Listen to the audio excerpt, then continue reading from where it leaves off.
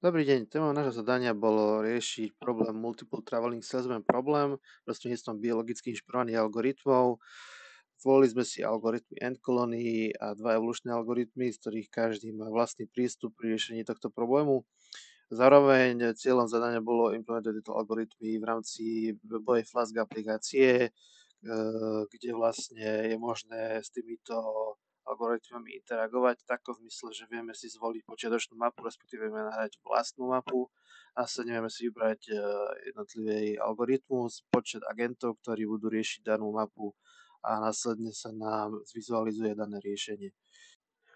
Táto Flask aplikácia je programovaná v programovacom prostredí Python s tým, že pre spustenie tejto aplikácie stačí mať nainštalovaný Python s knižnicou Flask a v našom prípade to budeme spúšťať prostredníctvom Anacondy, to znamená, pustíme si danú aplikáciu prostredníctvom príkazu Python apply, kedy môže vidieť, že spustil sa nám testovací Flask server na IP adresu 192.168.77 s portom 5000. Tento port je default port.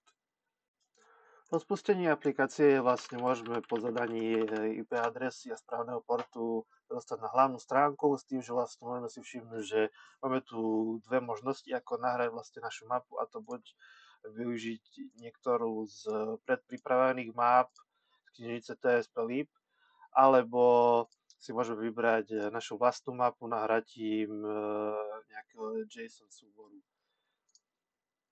Príklad mapy ako JSON súbor môžeme vidieť tu, kedy vlastne je dôležité, aby tento vlastne JSON súbor obsahoval dva parametre, a to je home depot, kedy vlastne hovoríme o centrálnom bode, z ktorého budú vlastne naši agenti vychádzať a postupne riešiť danú mapu, a places, ktorý vlastne je zoznam bodov na mape, ktorý vlastne majú agenti prejsť.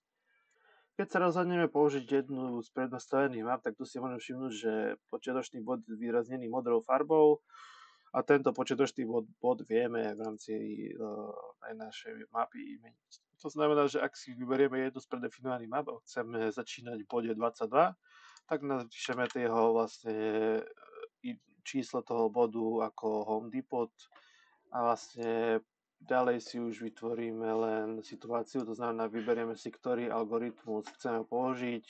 Napríklad chceme použiť IPGA algoritmus a chceme, aby túto mapu riešili 4 agenti naraz.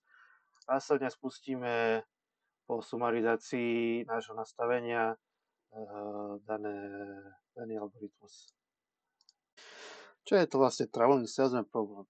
Ide o problém obchodného cestujúceho, ide o klasickú optimalizačnú úlohu, kedy vlastne máme počiatočný bod, z ktorého vlastne štartujeme a cieľom je vlastne prejsť celú mapu tak, že každým bodom musíme prejsť presne raz a vlastne vrátime sa naspäť do našeho štartovacieho bodu a snažíme sa nájsť čo najoptimálnejšie poradie navštívenie všetkých miest tak, aby cesta bola čo najkratšia. S tým, že Multiple Traveling Salesman problém je rozšírenie klasického Traveling Salesman problému o prístup založený na viacerých agentoch naraz. To znamená, že nemáme jedného cestujúceho, ktorý by musel prejsť celú mapu, ale máme ich napríklad 5 a títo 5 si musia túto mapu rozdeliť čo najrovnomernejším spôsobom, tak aby ich cesta bola čo najkratšia a riešenie bolo čo najefektívnejšie. Po nejakom čase nám algoritmus zobrazí na vygenerované riešenie na takomto grafe, kedy vlastne môžeme vidieť, že máme zvolený centrálny bod 22, tak sme si ho zvolili a vidíme 4 trasy, ktoré si vlastne agenti vytvorili pri riešení problému tak, ako bol zadaný. Tým, že vlastne takýto výstup je po každom algoritme a vlastne naša aplikácia podporuje od 1 až po x agentov, to znamená, že aj keď je táto aplikácia primárne navrhnutá pre riešenie multiple traveling salesman problému, to znamená, že problémy rieši pre viacero agentov, tak je schopná vygenerovať aj riešenie pre jedného agenta. Ešte si môžete všimnúť v ľavom hornom rohu 3 tlačidlá. Tlačidlo Return slúži na návrat na hlavnú stránku, kde je možné si vybrať novú mapu a zvoliť si iný algoritmus s rôznym počtom agentov. Následne tu tlačidlo Continue, ktoré slúži najmä pre algoritmus Ant Colony, ktorý klasicky by bol nastavený na 150 epov, ale keďže to môže trvať aj hodiny pri hlavne väčších mapách, tak bol nastavený len na 10 epoch, s tým, že čiastočné výstupy uvidíme na takomto grafe a proste a kontinuujeme pokračovať v učení, až kým sa nedostaneme do bodu, kedy algoritmus už nie je schopný skonvergovať k lepšiemu riešeniu. Ďalej tlačidlo Details nám dokáže zobraziť JSON, ktorý nám hovorí o aktuálne vygenerovanom riešení, to znamená, že aká je jeho kvalita, ako boli jednotlivé vzdialenosti ciest rozdelené medzi agentov a ktorými miestami ktorý agent prešiel. A to finalizuje naše demo z tohto zadania pre riešenie problémov Multiple Travel Assessment Problem.